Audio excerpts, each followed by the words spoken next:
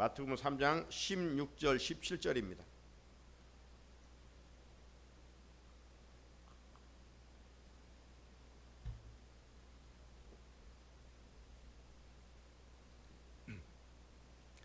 마태복음 3장 16절 17절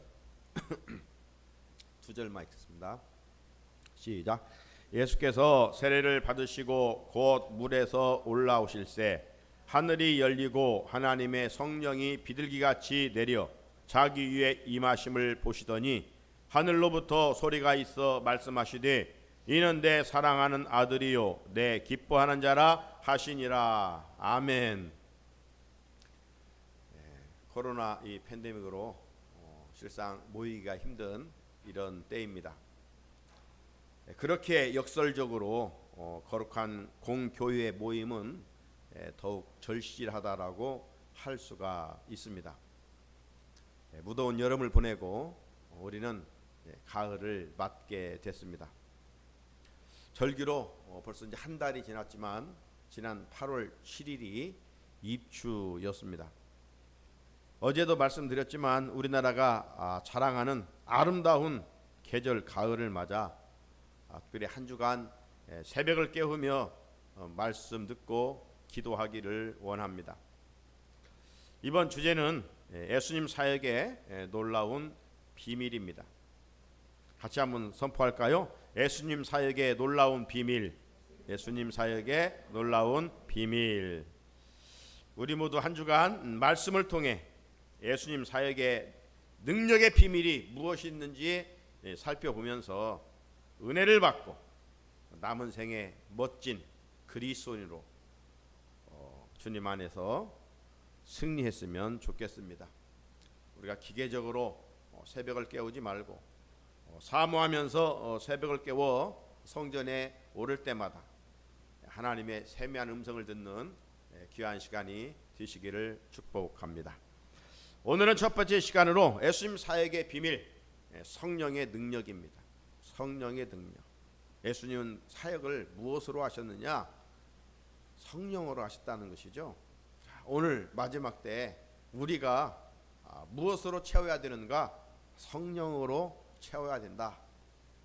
성령으로 충만하라. 주님은 우리에게 말씀하십니다. 자, 예수님의 생애는 공생애와 사생애로 나눠지죠. 사생활은 30년이고 공생애는 3년입니다. 전체 33년이죠. 특별히 이 성경 복음서에 예수님의 생애에 대해서 기록하고 있는데 사생활에 대해서는 그렇게 깊이 터치를 하지 않지요. 단순히 신약의 마태, 누가만이 예수님의 탄생을 동방박사와 양을 치는 이 목자를 등장시키면서 예수님 탄생을 기록하고 있죠. 정치적으로는 헤롯, 아우구스트 이런 비교를 하면서 예수님의 탄생이 역사적 사건이었던 것을 말씀해 주시고 있습니다.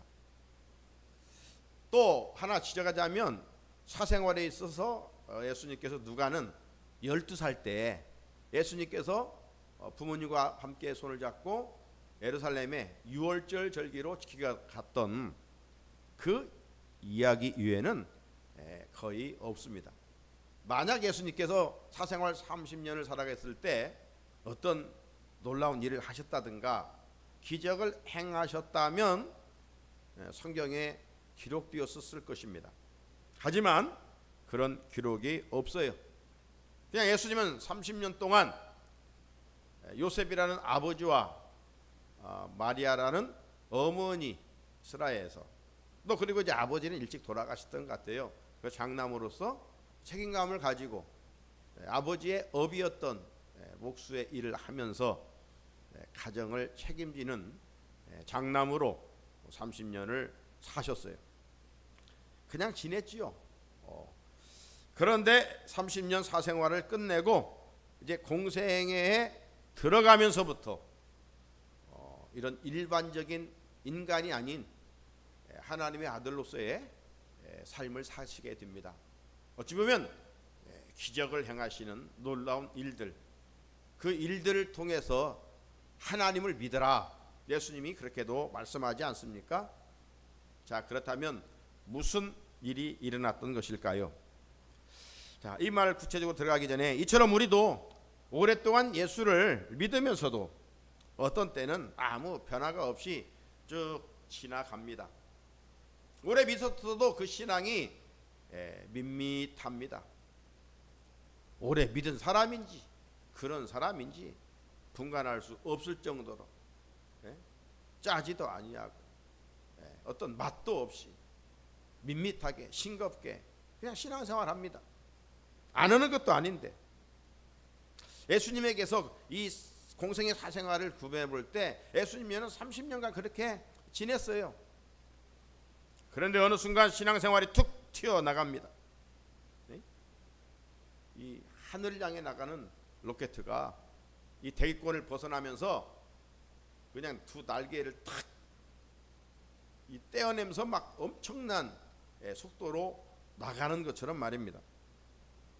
신앙생활에도 이런 새로운 변화가 일어나 새로운 세계, 새로운 영적 세계로 들어가게 되는 것입니다. 통계에 의하면 당신은 언제 이런 영적 경험, 성령의 은혜, 예수님을 인격적으로 만났습니까? 라고 물어봤을 때 가장 많은 퍼센트가 중고등부 수련회 때 은혜를 입었습니다. 그런 통계가 제일 많은 것을 볼 수가 있습니다. 제 자신도 전남 장성에 있는 감난산 기도원에서 그런 은혜를 경험을 했던 적이 있습니다. 이번 특별 새벽 기도회를 통해서 우리가 어떤 영적으로도 진일보하고 또 성숙하는과 동시에 새로운 영적 세계로 진입하는 그런 은혜가 이 가을에 우리 각자에게 있기를 주의 이름으로 축복합니다. 여러분 비행기를 타보셨잖아요? 뭐 타자마자 그냥 막 하늘로 나는 게 아니잖아요. 비행기가 활주로를 서서히 그 꽤 오래 달려 생각보다. 오랜만에 이제 비행기 타고 빨리 하늘을 나는 기분을 내야 되는데 이 비행기가 활주로를 갔다가 방향도 들었다가 한참 그러다가 그냥 이제 어떤 사인이 떨어지겠죠. 그러면 그냥 활주로를 그냥 달리기 시작하는데 막 경음을 내면서 달리다가 하늘로 올라가는 것을 볼 수가 있습니다. 우리들의 믿음도 참 밋밋할 때 있어요. 그렇지만 어떤 이런 기도에 또 어떤 주일날 어떤 한 말씀이 또 어떤 고난을 통해서라도 하나님께서 우리를 이끄실 때 밋밋했던 신앙이 그냥 독수리가 하늘을 비상하듯이 우리가 영적으로 비상을 할 수 있게 되는 것이죠.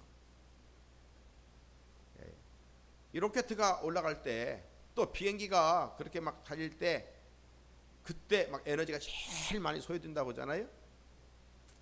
기사 공중 떠나갈 때 막 그렇게 수천 킬로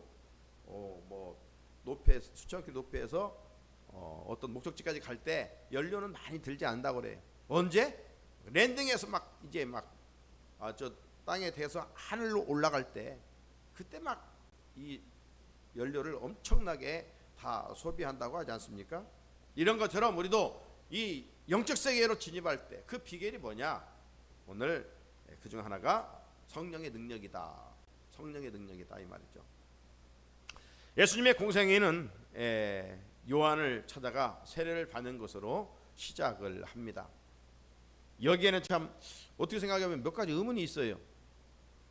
예수님과 지금 세례 요한을 한번 생각해 볼 때 그렇습니다. 먼저는 세례 요한은 6개월 먼저 이 땅에 왔잖아요. 온 목적이 뭡니까? 메시아의 길을 예비하러 왔어요. 그죠? 그리고 그는 고백하기를 참 겸손하게 나는 굽혀 그의 신발끈 풀기도 감당하지 못하겠노라. 그는 빛도 아니고 단순히 광야에서 외치는 소리라 자신을 그렇게 표현했던 사람 아닙니까? 하지만 구름대처럼 사람들이 그를 따라다녔습니다. 이 세례 요한이 나타나기까지는 말라기 선지자 이후 약 400년 동안 이런 위침이 없었어요. 선지자가 끊어졌어요. 400년 동안.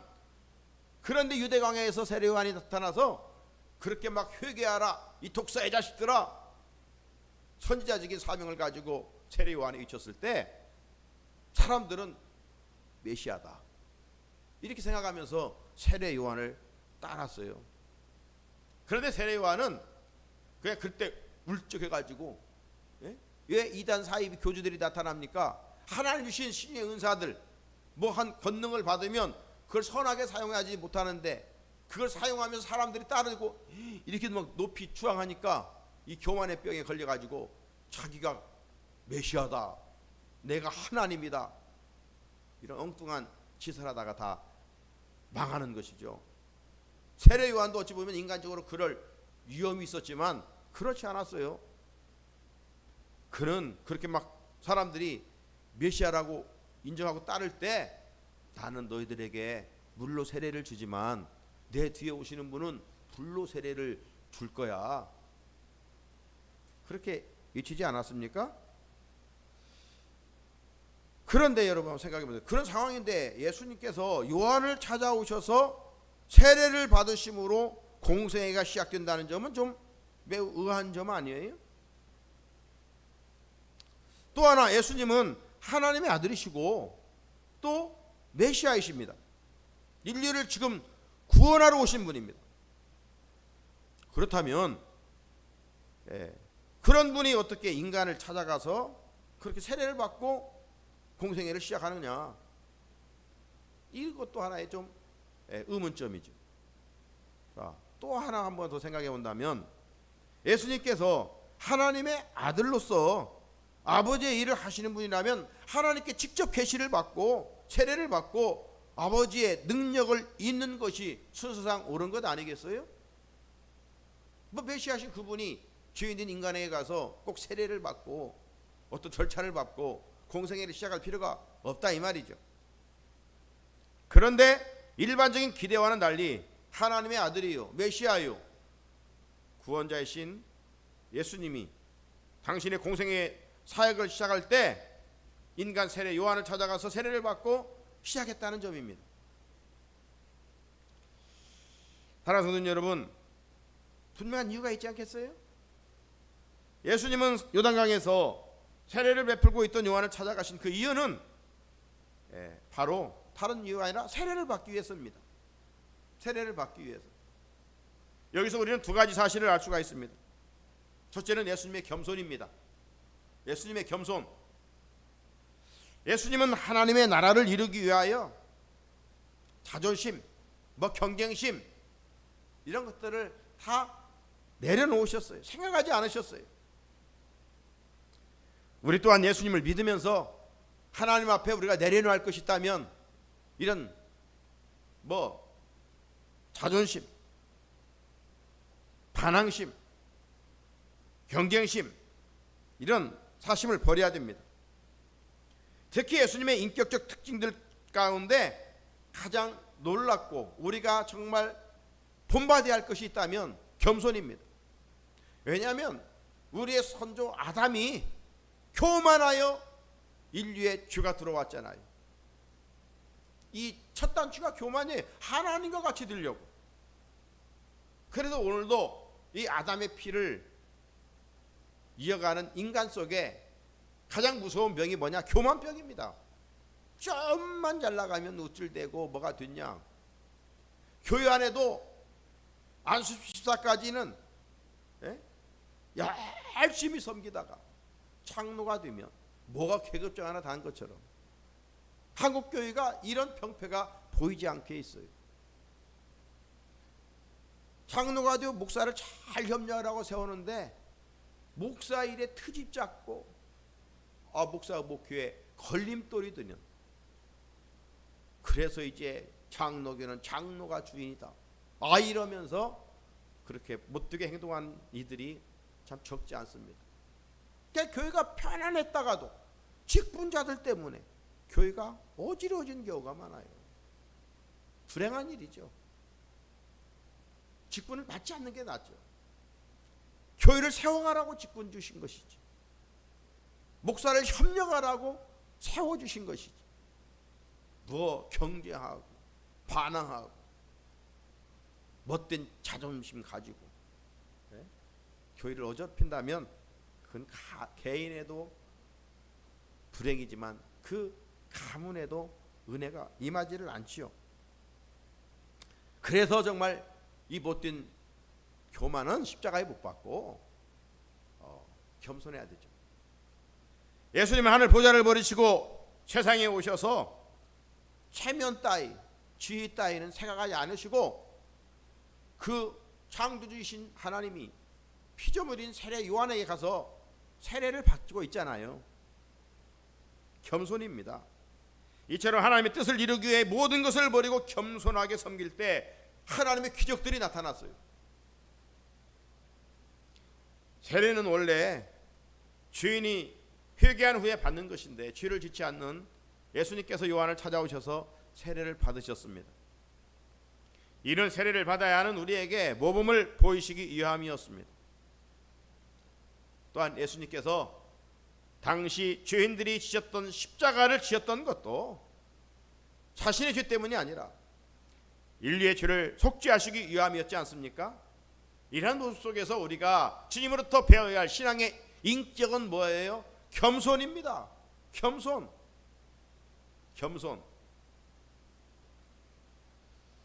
자, 반면에 또 하나는 세례 요한의 겸손이죠.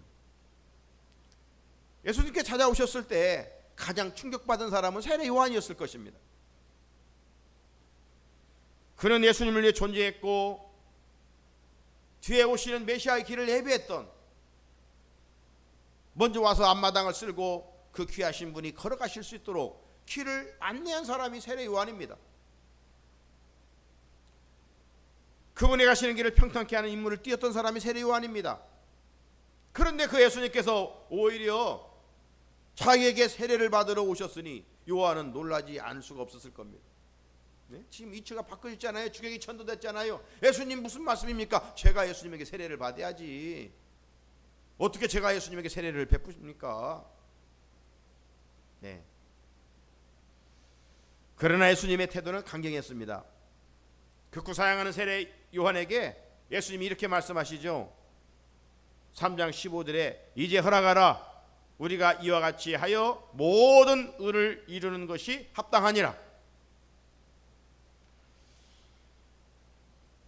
영적인 사람 세례 요한은 예수님의 의도를 알아차리고 그 태도를 바꿉니다. 그리고 그는 예수님께 세례를 허락하기로 결정을 하게 되죠. 사랑하는 성도 여러분, 우리는 여기서 진정한 겸손의 전형을 볼 수가 있습니다. 예수님에게 진정한 겸손은 세례 요한을 찾아오신 것이고, 세례 요한에게 진정한 겸손은 예수님의 요구를 허락하신 거예요. 예수님은 주님으로서 선생으로 솔선수범해 겸손을 보이시며 세례 요한을 찾아오셨습니다. 세례 요한으로서 감당할 수 없는 일이었지만 예수님께서 원하심으로 물로 세례를 베풀어 주셨습니다. 이렇듯 겸손이란 자신이 하나님을 위해서 무엇을 하는 것이 아니라 하나님께서 하시고자 하시는 일을 두려움과 떨림 없이 순종하는 거예요. 하나님이 하시고자 하는 일을 하는 것이, 그게 바로 겸손이에요. 그러므로 우리가 정말 겸손해야 됩니다. 겸손하면 하나님의 사용하시는 도구가 될 수가 있어요. 하나님이 사용하실 때 예수님이 기적을 행하셨던 것처럼 우리를 또 놀라운 일을 이룰 수가 있다 이 말이죠. 자, 예수께서 세례를 받으신 후에 어떤 영적 사건이 일어나는 것을 오늘 본문은 말씀합니다. 자, 오늘 본문 16절 17절, 예수께서 세례를 받으시고 곧 물 위에서 올라오실새 하늘이 열리고 하나님의 성령이 비둘기같이 내려 자기 위에 임하심을 보시더니 하늘로부터 소리가 있어 말씀하시되 이는 내 사랑하는 아들이요 내 기뻐하는 자라 하시니라. 예수님이 세례 받으실 때 세 가지 사건이 일어났어요. 오늘 우리가 바로 이 세 가지 사건을 경험해야 돼요. 첫 번째 영적 사건은 하늘이 열린 겁니다. 하늘이 열려야 돼. 하늘이 열려서 비가 내려야 인간이 살 수 있는 것처럼 우리 영혼은 하늘이 열려야 살 수가 있어요. 이것은 곧 하늘이 허락하시고 하늘과 통했다는 것입니다. 하나님의 뜻이 이루어짐을 의미하는 것이겠죠. 여러분, 미래가 열린 사람은 미래를 볼 수가 있어요. 그러나 미래가 닫힌 사람은 미래를 볼 수가 없습니다. 미래로 나아갈 수도 없지요. 즉 하늘이 열린 것은 하늘이 허락한 예수님의 공생의 시작을 의미하는 것입니다. 여기서 우리는 무슨 일을 하든지 우리 스스로 결정하고 시작할 것이 아니라 하나님께서 선포하신 후에 시작해야 함을 알 수가 있습니다. 시작의 문은 언제나 성령님이 여신다는 것을 알 수가 있습니다. 교회도 사역도 하나님의 허락이 있어야 됩니다. 우리가 어떤 일을 하면서 자주 갈등하는 것은 주님의 뜻을 따라 하지 아니하고 인간적인 생각을 앞세워서 하기 때문입니다. 그러므로 자신의 생각을 하나님의 뜻으로 착각하고 있지는 않는지 우리가 살펴볼 수 있어야 됩니다. 하늘의 문이 열려야 돼요. 두 번째 영적 단계는 하나님의 성령이 비둘기같이 예수님 위에 내렸다는 것이죠. 이것은 한번 번쩍 끝난 것이 아니라 계속해서 임재한 것을 볼 수가 있습니다. 예수님은 성령으로 잉태해서 마지막 끊임없이 성령과 동행하시는 것을 볼 수가 있습니다. 특별히 예수님 사역의 시작하실 때 이 물로 세례를 받는 순간 하늘 문이 열리고 비둘기 같은 성령이 임한 것은 예수님 사역의 결정입니다. 예수님은 성령으로 잉태하신 분이죠. 천지 창조할 때도 성령으로 시작됐습니다. 성경도요, 디모데후서 3장 16절에 모든 성경 하나님의 감동으로 된 것으로 성령으로 기록됐다는 것이죠. 그러므로 우리가 성령으로 하나님의 말씀을 읽지 않으면 성경은 수면책과 다를 바가 없어요. 그러니까 사람들 그러죠. 성경책 읽으면 잠만 온다고. 성령이 은혜를 사모하고 하나님 이 말씀을 통해서 저에게 말씀하옵소서, 사모하는 마음으로 하나님의 말씀을 읽어야 성령이 임재하셔서 말씀이 꿀 같고 내가 잘못할 때 하나님이 막 검이 되어 나를 찌르게 하고 그 말씀이 거울이 되어 내 죄를 보게 하고, 이게 말씀의 선순환이 이루어지는 것이죠. 우리가 예수님을 이성으로 믿는다면 그냥 세상 사람들은 선생이요, 이인이요, 종교 지도자요, 뭐 다르게 설명할 수가 없습니다. 창조도 그렇죠. 이성으로 믿어지지 않아요. 믿음으로 믿어지는 것입니다. 이성으로 믿어지는 논리는 진화론이죠. 진화론은 이성의 이론으로 믿어지기에 딱 좋은 코드입니다. 자, 예수님의 성령의 역사는 하늘문이 열리고 비둘기처럼 예수님의 머리에 임했습니다. 자, 이 모습은 마치 예수님께서 하늘로 승천하시고 너희들 흩어지지 마 했을 때 500명 중에 380명은 어디로 가고 120명이 마가 다락방에 모여서 기도했을 때 오순절에 그곳에 바람 같은 성령과 불 같은 성령이 임했던 그런 것을 연상할 수가 있습니다. 성령님은 머리로 이해되는 것이 아니라 몸으로 체험하는 거예요. 이것을 우리는 성령의 기름 부으심이다, 어노인팅, 성령의 기름 부으심이라 그렇게 말합니다. 예수님을 영접하여 구원에 이르지만 실제로 예수를 믿고 느끼고 경험하시는 분은 성령의 역사입니다. 성령의 역사가 일어날 때 내 이성의 벽과 경험의 세계, 상식의 한계를 넘어서서 놀라운 영적 세계로 들어갈 수가 있는 거예요. 이런 사람을 가르쳐 우리는 영의 사람이라. 몸뚱이 왔다 갔다 하는 것은 육의 사람이고, 이런 은혜를 입는 사람이 영의 사람이에요. 땅의 것만 바라보지 아니하고 하늘의 소망을 두고 살아가는 사람, 이게 영의 사람이죠. 고난의 환경에 콧받치고 살아가는 사람이 아니라 고난 속에 하나님을 만나는 은혜를 입는 사람이 영의 사람이에요. 성령의 사람이에요. 하나님은 성령을 통해서 우리에게 그런 역사를 이루어 주시는 것이죠.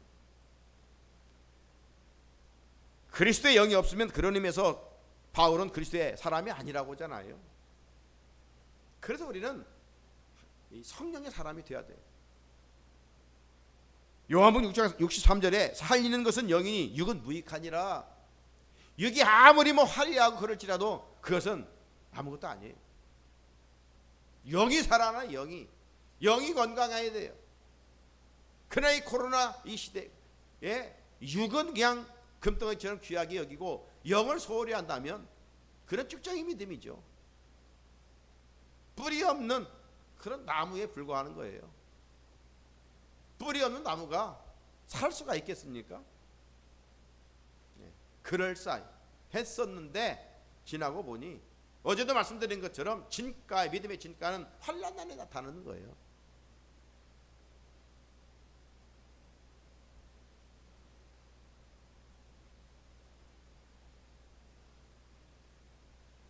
우리는 육신이라는 껍데기를 가지고 살아가지만 이것만으로 사는 것이 아닙니다. 그런데 밥도 먹지 않으면 배가 고픈 것처럼 우리가 하나님의 말씀이 없으면 영도 굶어 죽을 수밖에 없는 것이죠. 그래서 예배를 드리는 거예요. 예배를 드리면 우리 영이 살아납니다. 예배를 드리면 우리 영이 살아나요. 그래서 예배 드리면 내 안에 평안이 있고요, 기쁨이 충만한 것입니다. 그래서 안 믿는 자들도 교회 처음 와서 느낌이 어떻습니까? 물어보면 참 마음이 평안했어요. 네? 마음이 평안했어요. 제 대학 친구가 있는데 그때는 교회 안 다녔어요. 여기서 한 번씩 교회 가면 참 평안해.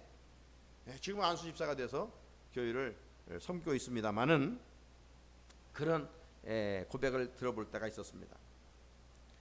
내 안에 영이 충만해야 우리가 하나님의 말씀을 들어도 잡생각이 나지 않고 졸리지 아니하고 하나님의 영이 임하면 말씀에 대한 목마름이 있게 되는 거예요. 예수님의 성령이 임재하신 후 생애는 완전히 달라집니다. 마귀의 세력을 꺾고 사람의 질병을 고치고 죽은 자를 살리고 더러운 귀신들을 쫓아내지 않습니까? 어같은 자들의 친구가 되어주셨고 제 아들의 팔을 씻겨 주셨습니다. 천국 말씀을 선포하시고 사랑과 용서를 가르치셨습니다. 하나님의 나라의 도래를 선포하셨습니다. 예수님에게 왜 이런 일이 가능하셨을까요? 성령의 능력으로 기름 부었기 때문입니다. 성령의 능력으로 기름 부었기 때문입니다. 사도행전 10장 38절 하나님이 나사렛 예수에게 성령과 능력을 기름 붓듯 하셨음에 그가 두루 다니시며 선한 일을 행하시고 마귀에게 눌린 모든 사람을 고치셨으니 이는 하나님이 함께 하셨음이라. 예수님에게는 성령과 능력이 기름 붓듯 부어졌다는 겁니다. 그래서 두루 다니시며 선한 일을 하셨어요. 선한 일이 뭐예요? 우리처럼 착한 일이 아니라 하나님, 선하신 하나님이 원하시는 일을 하셨다는 것이죠. 그리고 마귀에 짓눌린 사람들에게 당신의 능력으로 영적 자유함을 허락하신 것이죠. 영적 자유함은 무엇을 통해서만 해결돼요? 죄의 문제를 해결할 때. 예수님만이 죄의 문제를 해결하신 것이죠. 그러니까 사망의 그 자리에서 해방시켜 생명의 자리로 옮겨주시는 것이죠. 이것은 모든 기능이 탁월한 첨단 자동차의 시동을 거는 것과 같은 거예요. 참 자동차의 그 발전사는 대단합니다. 지금 상암동에 자꾸 이제 그 주행 시험이 뭐죠? 그 무인 이렇게 자꾸 한다고 그러잖아요. 네, 꼭 사람이 운전해야만 가는 그런 때가 아니에요. 시사 그런 걸 할 수 있는데 사람들이 운전대가 없이 운전하고 가면 이게 막 사람들이 들어갈까봐 그런 주행 자율 주행 그 운전이 제대로 되지 않는 것 같은데 벌써 운전 사람이 하지 않아도 그렇게 운전할 수 있을 만큼 이렇게 자동차는 발전해 가고 있습니다. 그런데 여러분 우리는 자동차에 올라타고 가지 자동차를 밀고 가지 않습니다. 지금까지 자신의 힘, 의지, 이성, 선행 등으로 신앙생활을 했다면 그것은 자동차를 밀고 가는 것과 같은 거예요. 믿음을 가진 사람은 자동차 시동을 걸고 그냥 타고 가면 되는 겁니다. 끝으로 세 번째, 오늘 예수님께서 세례를 받았을 때 하늘문이 열리고 비둘기 같은 성령이 임하고 마지막은 뭐예요? 하늘에서 음성이 들렸어요. 오늘 이 시대에 환경이 어떻든 간에 어디에서든지 오늘 이 하늘의 음성이 여러분의 귀에 들려지기를 주의 이름으로 축복합니다. 그 음성이 뭐냐? 이는 내 사랑하는 아들이요 내 기뻐하는 자라. 하나님의 이 음성을 우리가 드려야 돼요. 내가 너를 사랑한다. 내가 너로 인하여 기뻐한다. 네? 그러면 살만 납니다. 살만 나. 누가 여러분 사랑한다고 해보십시오. 사랑의 고백은 정말 값진 거 아니에요? 마음을 설레게 합니다.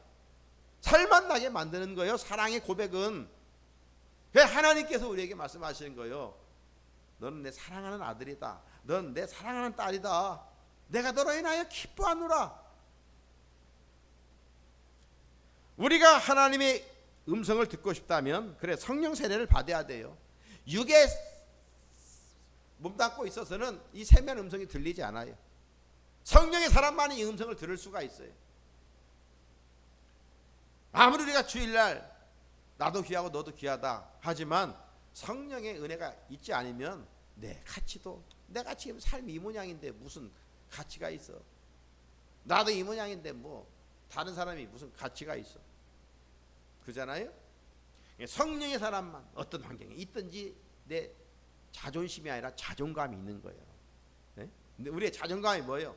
왕이요, 제사장이요, 하나님의 아들이요, 딸이요.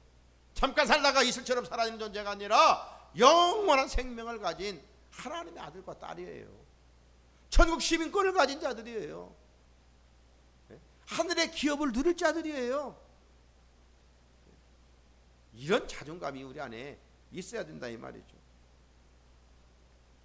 그래서 성령으로 충만하지 않으면 맨 마귀 소리, 세상 소리를 듣는 거예요. 네? 여러분 세상에서 들려오는 소리는 뭡니까? 다 절망의 소리예요. 네? 뉴스 볼 마음이 없잖아요. 왜? 맨 부정적인 소리, 음란의 소리. 네. 피곤해요. 네, 오늘 성령의 사람은 이 주파수를 열어서 하나님께 맞추고 살아가는 거예요. 네. 하나님 뭐라고 말씀하시는가? 다른 거 없어요. 하나님이 세상을 이처럼 사랑하사. 네? 독생자까지 줬잖아요. 하나님이 나를 사랑하사 독생자를 주셨으니 나를 사랑한다는 거예요. 하나님의 사랑을 우리가 늘 몸으로 느낀다면 우리는 행복할 수밖에 없고, 그래서 그리스도인은 기쁘게 살 수밖에 없는 것입니다. 그렇다면 성령 세례를 어떻게 받을 수 있는가? 하늘문이 열릴 때. 하늘문은 어떻게 열린가? 순종하고 겸손할 때. 하늘문이 열리면 성령 세례가 임하고, 성령 세례가 임할 때 너는 내 사랑하는 아들이요 내가 기뻐하는 자로다. 하나님의 음성을 듣게 되는 것입니다. 하나님의 음성의 핵심은 다른 게 아니에요.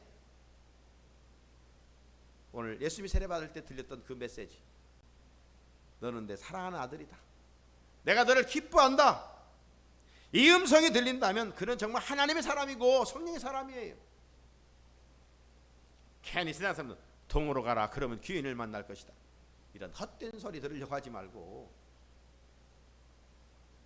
우리들이 정말 하나님의 음성을 듣고 세상을 담대하게 살기를 주의 이름으로 축복합니다. 결론입니다. 세상 것은 인생을 만족할 수 없습니다. 하나님이 우리의 행복이고 만족입니다. 성령님이 내 안에 계시면 나도 모르는 사이에 나의 인생관, 내 가치관, 내 언어, 내 비전도 달라집니다. 예수 자민다는 건 뭐예요? 변화되는 것을 의미합니다. 편질된 것, 죄로 인하여 편질된 부분들이 성령 안에서 변화, 트랜스폼, 변화되어 가는 거예요. 새로워지는 거예요. 질적으로 좋아지는 거예요. 성품, 성질, 인격, 인품, 지난번 수요일 말씀드린 이런 것들이 성령 안에서 탐스럽게 극상품의 열매로 맺어가는 거예요. 지금 한국 교회는 코로나로 위기라고 이야기합니다. 다시금 영적 비상하는 한국 교회가 되고 우리가 섬기는 성산교회가 되기 위해서는 다른 거 없어요. 기도함으로 성령 충만해야 됩니다. 성령 충만하여 하나님의 음성을 들으면 어떤 자리에서도 회복됩니다. 물이 있으면 식물이 자라가듯이 성령의 생수가 부어지고 성령의 기름이 부어질 때 아름답게 자라가는 거예요. 살아나는 거예요. 회복되는 거예요. 치유되는 거예요. 교회는 새로워지고 부흥할 것입니다. 우리 안에, 우리 교회 안에, 이 땅 가운데 성령의 바람이 태풍처럼 메가톤급 바람처럼 불어오기를 축복합니다. 그런 의미에서 그리스도의 능력은 성령입니다. 우리 모두 마지막 때 헛된 것에 취하지 말고 세술인 성령에 취하여 하나님의 동역자로 귀하게 쓰임받는 우리 모두가 되기를 주님의 이름으로 축복합니다. 우리 불렀던 우리 찬송 다시 한번 184장 1절 부르고 함께 주신 말씀 붙들고 기도하겠습니다. 184장 1절만